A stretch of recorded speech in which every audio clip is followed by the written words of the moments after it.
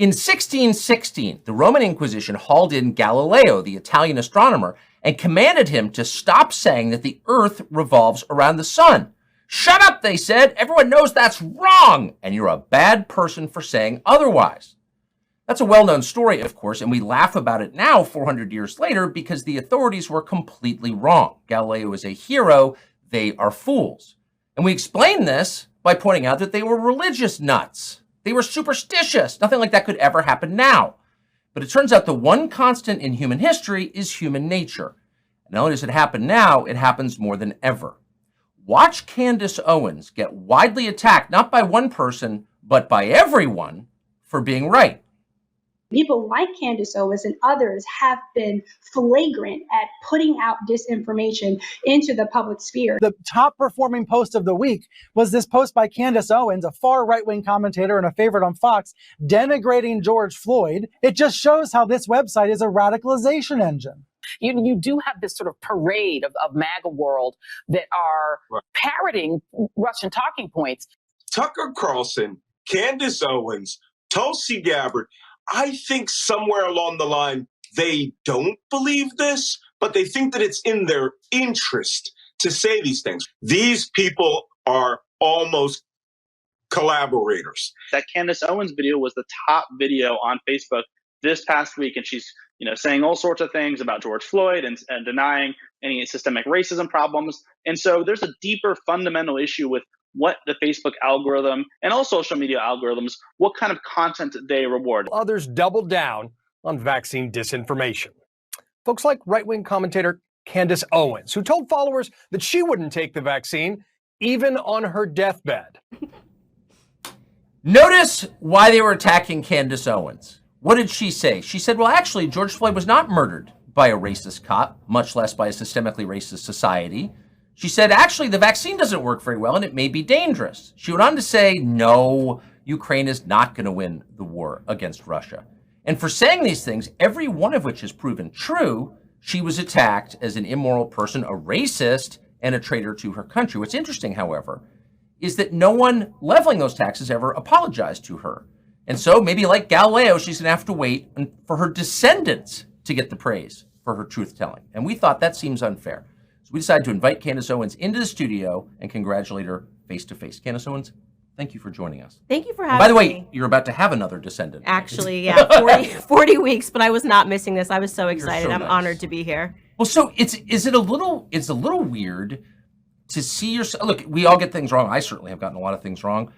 I think it's fair to be attacked for getting it wrong. But if you get it right, and it's proven that you got it right, and in 3 instances it has been proven that you did on the biggest issues of the day, shouldn't the people who attacked you apologize? And shouldn't someone at least point out, hey, Candace Owens was right about that? No, I think what tends to happen is they have too much ego and they're too proud and they want to sort of move on and pretend that they weren't as radical as they were in their stances and calling you a grandma killer, if you wanted to go out the door and get groceries or if you wanted to maybe see your grandma because grandma shouldn't be dying alone even if she is dying. So it takes a tremendous amount of humility to admit that you were wrong. People prefer to then pretend the internet will forget and just that they had more nuance than they did on the issue of the day, which is fine with me. I'm totally fine it's one thing not to admit you're wrong. I understand it's difficult to do that. I have to force myself. But to attack other people for being right and then apologize for it does seem immoral. It is immoral. And when we're living in an environment where there is a lot of media immorality, people would rather you parrot certain talking points rather than have a meaningful discussion and a meaningful dialogue. And they don't accept it. And at the moment that they start to censor speech and they start talking, calling you names, like calling you a grandma killer, calling you a pro-Putin puppet, it's because they don't actually believe what they're saying. It just, these are ad hominem attacks to dissuade from having an actual debate. And there always should be an actual debate on every issue. And when they never explain what you got wrong, they don't call it wrong, they call it disinformation, which suggests it could be right. That's usually a tell. And speaking of, so I was out of the country yesterday, and didn't have adequate internet access on the plane to really follow this. And I don't understand the context exactly, but the internet was dominated yesterday by video of Ben Shapiro, who you work with at the Daily Wire, I think it's fair to say, attacking you. Here's the video. I just want to get your reaction to it. Yes, the question is about Candace Owens. I think her behavior during this has been disgraceful. Without a doubt.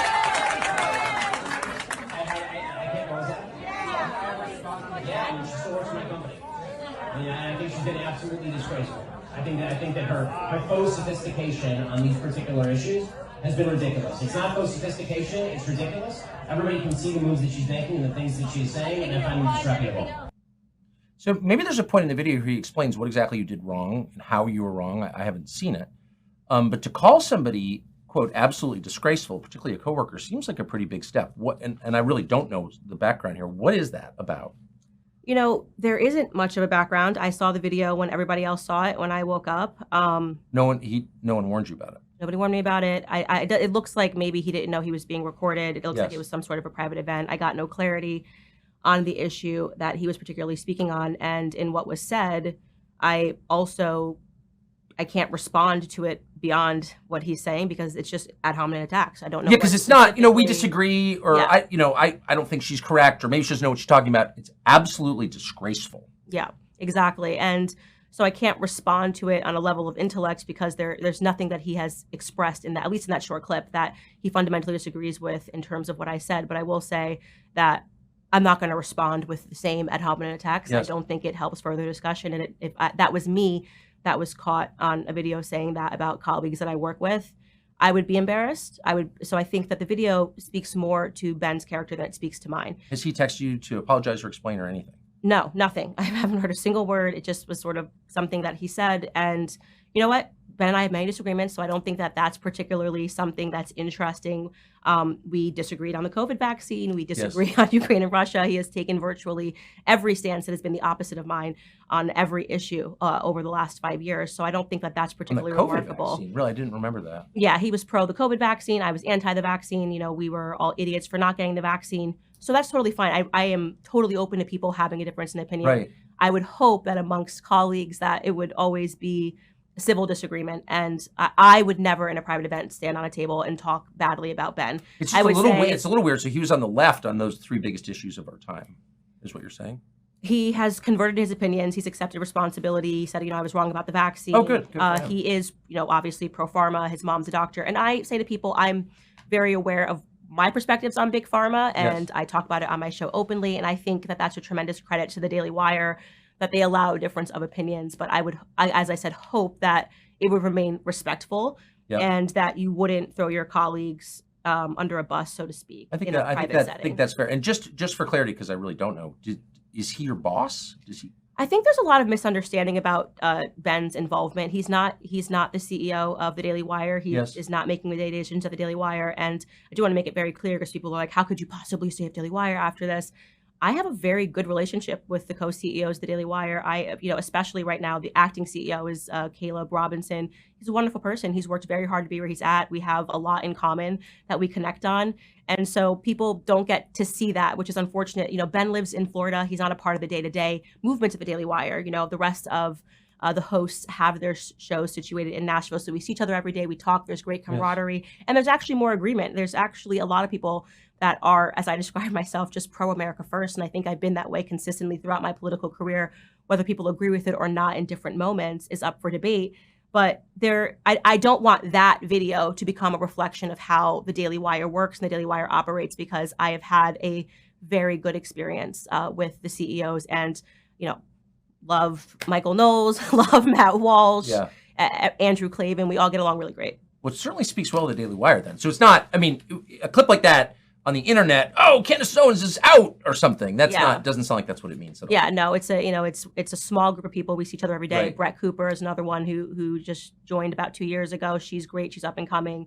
And there's a lot of stuff that we're working on. And that's why I think this video is even more unfortunate, because people see him as a figurehead, rightfully so, of the Daily Wire. And it allows people to, speak energy into the Daily Wire that isn't necessarily there because he's not there on a day-to-day basis. Okay, that's very interesting. So if we could take 3 steps back and give us the context for this debate. How are you on different sides of it? I haven't heard you endorsing Hamas, like you're not. No. Well, I have not endorsed Hamas in any way, and yet people have interpreted things that I say, or actually rather things that I don't say. It's becoming very much reminiscent to me, and why I have used my platform to say this, of Black Lives Matter, where if you don't say anything, they say your silence is violence. If you say something and it's even-handed and it's nuanced, which is to say, during the times of Black Lives Matter, you might say, I don't support police brutality. Who does? I don't support racism. Who does? But also, I think that police are a crucial part of every city. We need to have policing in cities. So these calls to defund the police are immoral and wrong and are going to lead to more Black deaths. People didn't want that nuance. When Black Lives, following George Floyd, there was no nuance. You had to explicitly say defund the police. You had to post a Black square. If you didn't post a Black square on Instagram, by the way, specifically on the platform of Instagram, and you maybe were busy that day, maybe you were in another country, maybe you just didn't log on to Instagram, you were accused of being a racist. I'm seeing a lot of that behavior right now when it comes to the Israeli-Palestinian conflict, a conflict that I have seen every single person, including myself, condemn what happened on October 7th. Because who wouldn't condemn terrorism? It's obvious. Who would not condemn innocent Israelis dying? But if you then say that it is also sad when an innocent Palestinian child dies, suddenly this is pro-Hamas, or you need to say, even when you're talking about how sad it is that a child dies, you need to button that statement by saying, but that child was a human shield. That's not going to be my response. First off, as a mother, that's not going to be my response as somebody who is about to give birth. When I see these images of children involved on both sides of the conflict, I've pointed to the people that are mocking dead Israeli children and said that they are horrific. I am even keel on this matter, and yet people think that you need to be extreme. So people that have become more radical and extreme are perceiving a moderate stance as not enough. And because I was about to say, people can disagree with you or agree with you or whatever, but you certainly don't seem radical on this topic. I'm definitively not radical. My stance has not changed in terms of whether or not America should be involved in this conflict. Whether we were talking about Afghanistan, my comments have been clear. They've been documented for years. Whether we are talking about Ukraine and Russia, my comments have been clear and they have been documented. I mean, you can go back to me even talking about NATO expansion before things erupted between Russia and Ukraine, and having a meaningful discussion about how much expansion is too much expansion. How would we feel if we had troops on our border? These are things that should be allowed in an academic discussion. You should be able to sit on stage and should be able to debate these ideas without using ad hominem attacks to say that you're a pro-Putin puppet or you're pro-terrorism. Even in the aftermath of 9/11, something that we all remember as part of my childhood. I think I was in 7th grade at the time, and I'm born in the New York City area, so this was a very big deal. If a person the day after 9/11 wanted to debate the Patriot Act, it's not fair to call them terrorist sympathizers. No. Actually, they would have been proven right in the long run. That act, we gave up a lot of our freedoms. And I think there was only one congressman, a Republican, that was against the Patriot Act at that time. So it's important, actually, when you start making decisions in a highly emotional time, that people sit down and have these academic debates. And there are people that are saying, no, it doesn't matter because people are dead, that you need to just choose a side, and that needs to be it. It needs to become tribal. There's also, I can't help but notice that your views reflect mine, I would say pretty much. I'm an American. I was horrified by what happened on October 7th. I think it was pretty strange. I don't really understand how it happened, but innocents died, and that's awful. And I hated watching that. And I feel so sorry for the Israelis who were killed. However, there's an emotional response that is disproportionate, I think, on the part of some commentators. I mean, our country's being invaded right now by millions of young men whose identities we don't know, who probably don't even like America, and they're now living here. Over 100,000 Americans die every year of fentanyl. I've known a couple. Those are real tragedies. I've never seen anything like the emotion from any commentator around those tragedies as I'm watching about a foreign tragedy. I think that's odd. I think what tends to happen is, of course, we all have elements of selfishness within us. And so when it particularly pertains to an issue that impacts you, I was strongly speaking out against Black Lives Matter as an organization very early on as a conservative, because I understood what the implications were going to be of defunding the police. Right. It was an issue that was important to me. I created an entire documentary to talk about this issue. Yes. And I held on for a long time, and people began to see that actually I was telling the truth. And now we have more death in inner city communities than we had before. Yes. These riots and these George Floyd protests calling for defunding of the police. And I think in terms of this, that's what's also happened, is that people that are pro-Israel are pro-Israel, a lot of them, because they have family members in Israel. I get it. They have homes in Israel. Yes. And so they feel very attached to this issue. And, I was very happy to host somebody who was pro-Israel. He's a pro-Israel comedian on my show the other day. And I explained this to him. I said, you are demanding that we have this same response that you are having about what people are saying on college campuses. The rhetoric on college campuses hasn't changed. Did you not remember what they were saying, what professors were saying? the anti-white explicit racism that was happening, and not even just allowed in terms of student protests, but was written into the curriculum at these universities for years. People were learning this actively in school, that whiteness was associated with wrongness. You had college professors that were writing about this need there need to be less white people in America. You can find these articles. They exist online. They're everywhere. They're and everywhere. that seems genocidal. I mean, if you're It saying is genocidal. like by definition, if you're saying being a certain ethnicity or race is itself a sin and we need less of you, I mean, that is the definition, is it not? Right. It was an understanding of needing to breed out white people. It was unbelievable what I was seeing, and I was impacted by it because I'm in a biracial relationship and I have biracial children. So you are telling me that my children are going to have to decide between whether or not they are white oppressors or they are Black victims. It doesn't stand for me. So I was attached to this issue, and it's something that I fought for hard on college campuses, and there was no support. There was nobody talking about, well, this is what needs to go. These kids need to go onto blacklists. And by the way, if they did speak that way, I would have disagreed with it because I am pro 1A. I believe in the First Amendment. I believe that kids, by the way, are naturally stupid. In case people forget, I started on the left, right? Yeah. So if you found me in college, you would have found a pro-life person who believed, in some racist principles, fundamental racism in America, because that was what I was being taught systematically in the classroom. And then I got to grow up and change my mind. And I don't think people have thought past their immediate emotions to consider what's going to happen when you put these kids on blacklists. You think that's going to bring them over to the pro-Israel side when they get older?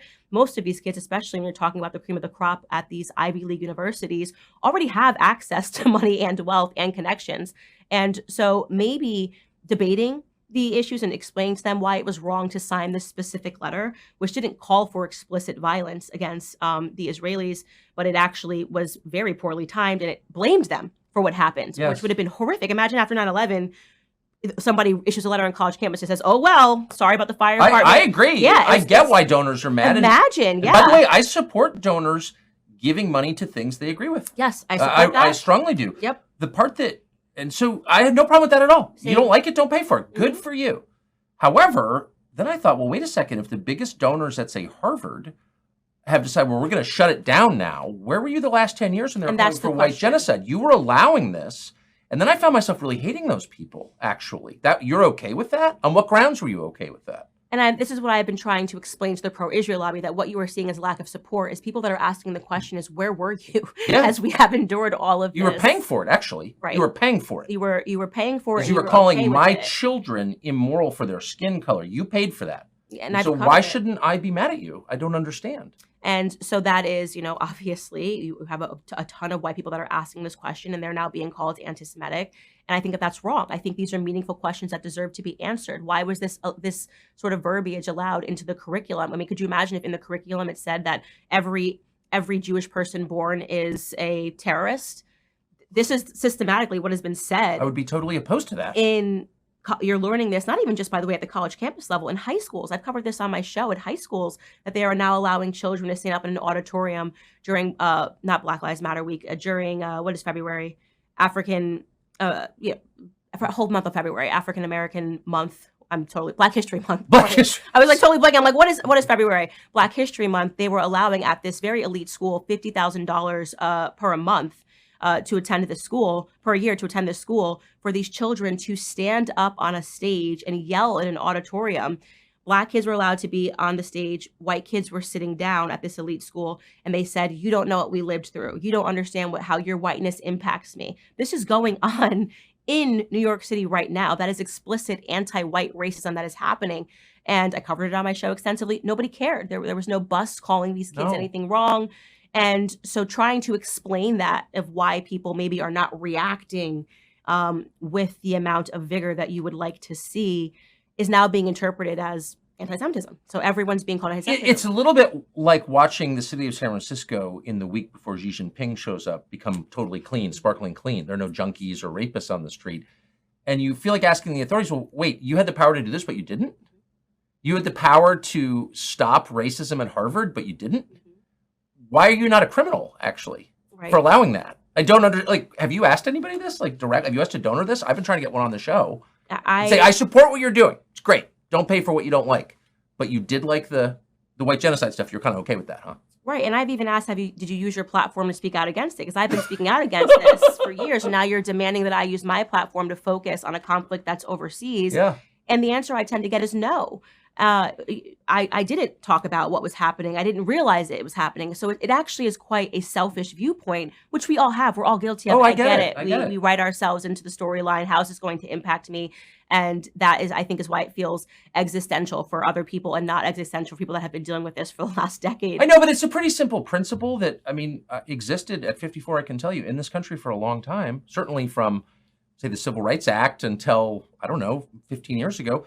You're not allowed to attack people on the basis of their race in public. I mean, everybody has bigoted views probably, or thinks their group is best or whatever. It's pretty normal. But you're not allowed to say, I don't like you because of your race. Like, you're not allowed to do that. Why can't we just return to that standard? I'm missing it. Right. And this has been a dialogue that I think some of us have been having for years. Some people are just now jumping into this dialogue. And I don't fault them, their emotion, but I'm not going to become a radical and rise to that level of emotion. I think my takes have been very moderate. Even people that are reading into things that I haven't said are unable to explain to me why what I'm saying is not okay. They can't point to a specific sentence that I said that was wrong. It's more about how they're reading into the sentence, which if it's how you are reading into it, that is your emotion. And as I said, my views have not shifted since I got into the political sphere. I have always been pro the First Amendment. I have always been pro staying out of foreign conflicts. And I'm sorry if that feels to you like a personal attack. There's this wonderful Thomas Sowell quote where he says that people that are used to special treatment, when you start to treat them the same, feel like they're being discriminated against. He says it much more eloquently. He's Dr. Thomas Sowell, but that's the gist of it. And I think that what we're seeing right now is things that are being perceived as a discrimination, and it's not discrimination. I'm just treating you the same as everyone has been treated. And throughout at least my dialogue and the things and monologues throughout the last 6 or 7 years. Yes. And I do also want to say that I find it particularly despicable, as I have said on my platform, when people who are pro-Israel are now being called anti-Semites for asking meaningful questions. I talked about Charlie Kirk. Charlie Kirk, following the attacks on October 7th, turned to the Israeli government and said, how did this happen? He talked about Israel being the size of New Jersey. He's been there many times. He funds thousands of students to go there and to visit. He's honestly radically pro-Israel, I would almost say. It's probably a fair thing to say about Charlie Kirk. Yeah.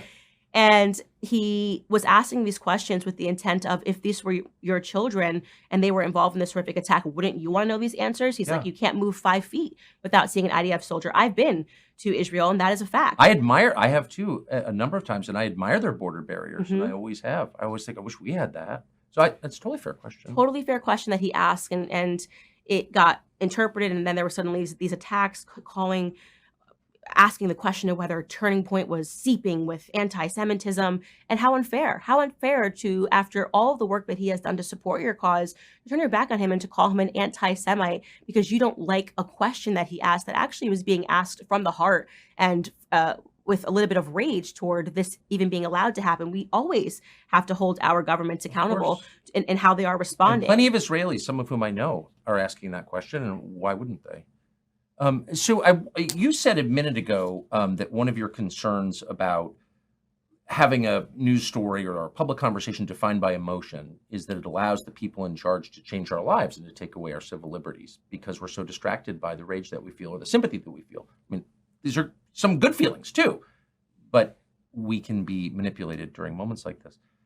Here, case in point, here's a woman who is running for president, the former governor of South Carolina, Nikki Haley, explaining that because of these attacks on October 7th, the rest of us need to register with the government in order to express our opinions online. Here she is. When I get into office, the first thing we have to do, social media accounts, social media companies, they have to show America their algorithms. Let us see why they're pushing what they're pushing. The second thing is every person on social media should be verified by their name. That's, first of all, it's a national security threat. When you do that, all of a sudden people have to stand by what they say, and it gets rid of the Russian bots, the Iranian bots, and the Chinese bots. And then you're going to get some civility when people know their name is next to what they say. So Nikki Haley, this has been noted online, but is not her real name, of course. It's a pseudonym. And so she's not even using a real name and telling us that we have to register with the government under our real names in order to give our opinions. That's obviously contrary to the First Amendment. I don't know why the anchor didn't say something about it to her, but sort of nodded, oh, it's accountability. But it's fascism, actually. So, why isn't Nikki Haley getting laughed off the stage? Well, Nikki Haley is someone that I would describe as radical. She's a Yeah. radical in this moment, and she's trying to present her opinions as not radical by hiding behind a terrorist attack, and it's not going to age well. So right now in this moment, people are like, this rhetoric is totally fine. You're going to look back in a year, and people are going to say, actually, this was kind of crazy, some of the things that she said. You know, she, in my view, has become increasingly radical every time she even hits the debate stage. I don't even know, what country she's running for president in. Right. And I think Vivek Ramaswamy called her out accurately. And based on even my own personal experiences with her, which I've documented on my podcast, as somebody who isn't looking to actually win president, doesn't want to become president of the United States, what she's looking to do is to secure certain contracts after she leaves the stage and she loses. And so for her, the motive are relationships that she's going to build and money that she's going to earn, as best evidenced by the fact that when Nikki Haley left her ambassadorship, she was broke, and now she's a millionaire, a multimillionaire. And you have to ask how that happens. And Vivek Ramaswamy has had the courage to talk about her contract with Boeing. So her concerns are not about American citizens whatsoever, which is why it's all about sort of kowtowing to the person that I think that she believes, or to people that she believes can write her the biggest checks. That's been my assessment of Nikki Haley from the very beginning. It's still my assessment now. Take it or leave it. But you've been attacked for saying that. And in fact, she's not hardly alone in that. I mean, a lot of politicians, in fact, almost all politicians respond to their donors. It is, I'm not attacking anybody, but that's just a feature of the business, right? So you say, well, Nikki Haley is responding to her donors, and all of a sudden that's like blood libel or something. It's foolish, and I won't play the game. Obviously, money is motivating for a lot of politicians in D.C. that never leave. I mean, you think? Seriously, it's common sense, and yet sometimes people try to twist that narrative and pretend that what you're saying cannot be said because in this moment right now she's being pro-Israel. So you can't talk about Nikki Haley and money, even though I spoke about this way before October 7th. From the second she announced that she was running, I talked about my personal experience with her and how much she was charging for speaking fees. At the time, it was $300,000 plus a private plane for her to go anywhere to speak after she left her ambassadorship. And she came with a list of prepackaged questions. So her assistant at the time, you were not allowed to ask her one question off script. Any person that hired Nikki Haley at this time will tell you this. So her answers are practiced, her answers are rehearsed. And her answers are rehearsed because she wants to make sure that she doesn't upset the people that are writing the checks. So I said that literally the day she announced she was running for president, and now all of a sudden something that I've been consistent on is being misconstrued as anti-Israel or anti-Semitic because Nikki Haley is being radically pro-Israel.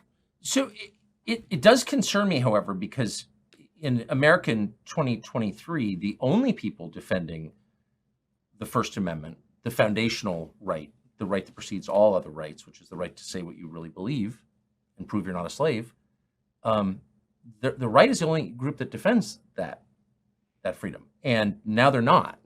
Now they're saying, well, actually, maybe you need to register with the government before you're allowed to talk. So if the left's obviously opposed to the First Amendment, now a lot of the right is opposed to the First Amendment. So, like, how do we keep the First Amendment? Yeah, I think this kind of is almost what Trump was referring to when he talks about the swamp. You know, they get a little taste of what they can earn for themselves, and they kind of go further into this, and it actually doesn't become about America at all. And I think at this particular moment, you are seeing a fracturing on the right.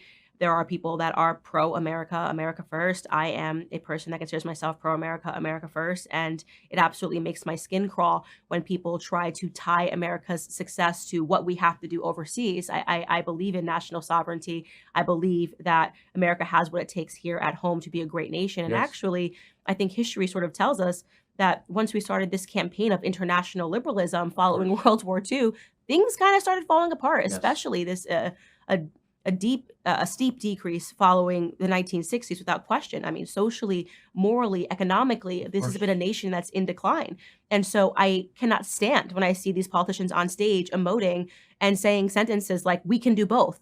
Look around you. Does it look like we can do both? Where is your evidence to support the claim that America can do both? Because I'm looking around and it's very clear, it's very obvious that we cannot do both. Our children are failing academically. People are fearful to go into inner city communities. We have people that are suffering from depression, overdosing on fentanyl. We're fundamentally an unhappy nation because we don't have an identity because of these things. We don't have an identity. We've completely lost what it means to be an American. It is why I feel very inspired when I hear someone like Vivek Ramaswamy speak and talk about American principles. I hate the way that they illustrate their opinions about people that want that old America, that are nostalgic about that America. When someone says, and I've heard of this statement, and I can't remember who said it, but you can't be pro-American unless you're pro-Israel. I just thought of the person who's probably in West Virginia who had both his legs blown off, right, fighting overseas, who is pro-American, and you're telling him like, no, unless you agree that every single war should be everywhere, you're not pro-American. We've lost our identity. I mean, that's completely a foolish thing to say. And I say this as somebody who, if I was going to be radical anything, I'm probably radically pro-UK, right? I married a Brit. My children have dual citizenship. I would never utter the sentence that to be pro-America means to be pro-British. I love the Brits. I love everything about, I love being in the United Kingdom, but I know what it means to be pro-American. It means to be pro-American. I couldn't, as someone who's ancestors from the UK, I couldn't agree more. You got to kind of wonder where this is going now that, basically no one in the establishment in Washington is for the front runner in the Republican presidential primaries. Trump gets the nomination. Like, what happens then? I think you're going to probably see the same things that we saw in 2015 and 2016. I think there has always been a never Trump contingent. Right. It has manifested itself now as pro DeSantis. A lot of the never Trumpers became, very pro DeSantis. Yep. Some elements of it, obviously, people that are war hawks, people that want to kind of keep the military industrial complex going everywhere, People who have always been anti-Trump. So, hate speech laws. Yeah, hate speech laws that are dressed up as something more noble. And it's like, no, this is actually a law that is fundamentally anti-speech. And if you want to debate that, we can, and we should have that debate. But it, again, always seems to be reduced to smears and libels and not an academic discussion, which it should be. So I don't think this is new. I think it's just kind of reappeared as something else. And we have always had these people. Will they, when they get to the ballot box, vote against Trump principally? Well, they did it in 2015 and 2016, and it didn't have an impact. And I think in 2020, they probably, I don't know if they cast their votes for Biden. I don't know that they would. I have taken myself out of political prognostications entirely. Yeah. It's very difficult, I think, Wise. now. Yeah, because I obviously am always hoping that America wins at the ballot box. People that are focused on American initiatives are focused on wanting citizens to be successful here, not making them feel guilty about wanting to feed their families, not making them feel guilty about what they're seeing at the gas station that they can't afford, even despite the fact that they do what they're supposed to do day in and day out. They wake up, they go to work 9 to 5, and the government is taking everything and telling them that there's some new moral crusade. Every time you blink, there is a new moral crusade. How many have we lived through in just the last 2 years? COVID, it was a global moral crusade. But food prices are never a moral crusade, I notice. Never. God forbid you want to be able to afford a pack of bacon for your family. God forbid you say that publicly. Depending on what time of year it is, that makes you a grandma killer, that makes you whatever, a pro-Putin puppet, it makes you an anti-Semite, it makes you a racist. We get it, okay? We still would like to focus on our families. We still would like to put American principles first. So if there's no further argument and it's just going to be smears and libels, we like to turn the chapter and get talking about how we can actually do that, how we can actually fix America. Who do you listen to when you're trying to figure out, I mean, some of the stuff comes at you so fast and you're talking almost every day or writing almost every day. Who do you read or listen to try to make sense or bounce ideas off of? I have been obsessed with Thomas Sowell. And everybody knows that I am pretty much a Thomas Sowell groupie. Everything he writes, I read. And it is because he was a part of my awakening story into politics and made me focus on the economics, which is to say, block out the noise and pay attention to the economics, go backwards in history to understand where we are. When has this worked? Oh, it's never worked. So there's telling you that it's going to work into the future. And there's no evidence to support that. So I think a lot of times in this environment, it's important to almost block out the noise and to focus on the things that matter. The economic debates that people are having right now, which don't make sense. How much more debt can America be in as you're trying to convince us that we're going to get out of it if we just commit to one more war? By the way, where is all of this money going? It's incredible to me that the government has the ability to reach into our accounts and to read every single line of what we spend down to your Zelle payments and your PayPal, and yet we just can't get an accounting for how they're spending their money. It's incredible when tech works and when tech fails people. I would say in terms of being inspired by people, I am very much inspired for different reasons. And people will find this very weird. Obviously, I've been very open about the fact that I'm I've been tremendously inspired by you in my career. And I'm not just saying anybody up. I've said this long before.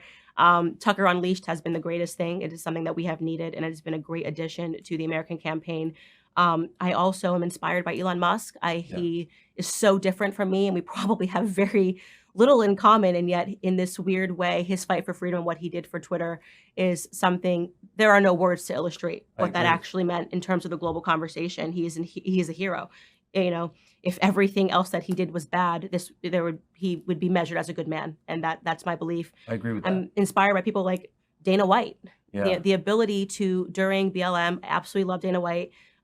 People don't realize what sort of pressure was on him, to being the first person to say, we're not shutting down the UFC, allowing, by the way, which is something that is so beautiful, the differing opinions to take place at the UFC. He does not care if you come out in an Israeli flag, a Palestinian flag, a BLM flag, a pro-America flag, and then the press will put pressure on him, and you hear him, and he's like, so what?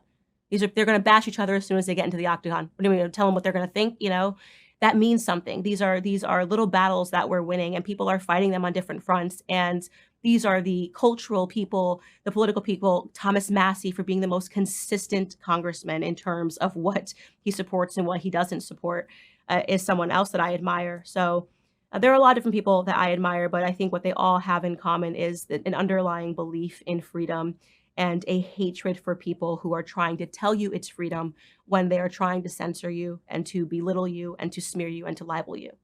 It does feel, I mean, I'm going to end with this, but just your gut level sense of who's winning and who's losing right now. It seems to me, maybe I'm lying to myself, that the kind of moderate, sensible, common sense oriented people who want basically all the same things, a happy, stable, safe life for their families, they do seem to be winning. What I want to say to those people, because I know that sometimes you wonder if the world has gone mad. The world hasn't gone mad. Some people with big platforms who have gone mad. But it will always pay in the long run to stay on the side of morality, to be, moderate in your opinions, to not ever fault yourself for wanting to feed your family first. Yes. It makes perfect sense. I would never rush over while my child was dying and starving and feed the neighbor's child. No. Right? I would feed my child first, and if there was leftovers, I would obviously accommodate the person next door, and that's called being charitable. And I want those people to know that I do feel what you are feeling, and I think that we are in a unique time in America. I think the cultural conversation is switching. I think more people are beginning to buck bad trends. And the more of us who stand up for that morality, the more people that will be encouraged by that standing up and who will join us. Do you find yourself thinking about God more than you used to? Yes, without question. Really? Yes, it is just one of those things. I've never been more confident in who I am as a person. And I think that needs to be said. And a couple of years ago, or I would even say just getting started in politics, it's a wild world. And you do realize that people do sell out. You do realize that there are people that don't have courage to say certain things. There's a lot of backhanded messaging and texting that's going on because people have aligned themselves to groups and not principles, which I think is wrong. But something changed for me spiritually when I got married and when I had children. And I would say that I became laser focused. And I've never felt more secure. I've never felt more sure that I will land on my 2 feet if I follow a path that I deem to be righteous. And I am not speaking these things to myself. That's God operating. That is God that is operating, and it is the call upon all people to be righteous in their approaches to things. And that can be very difficult in politics. But I'm confident, and I think people are either very angry about that confidence. I think they can see the happiness that I have, and they're angry because that means that it's less of an ability to control what I say and to control what I think. But I'm still the same girl from the wrong side of the tracks. I understand people, and I can't sell out to anybody. I demand to be free. It's not an arrogant, false confidence. It's real. And I find it inspiring. Candace Owens, thank you very much. What an honor. I'm so And congratulations on this baby. I can't overstate. I don't want any tight shots on Candace, but we're days away. Yeah, literally minutes away. The fire department's on standby. Candace Owens, what an honor. Thank you so much. Thanks for having me. Thank you.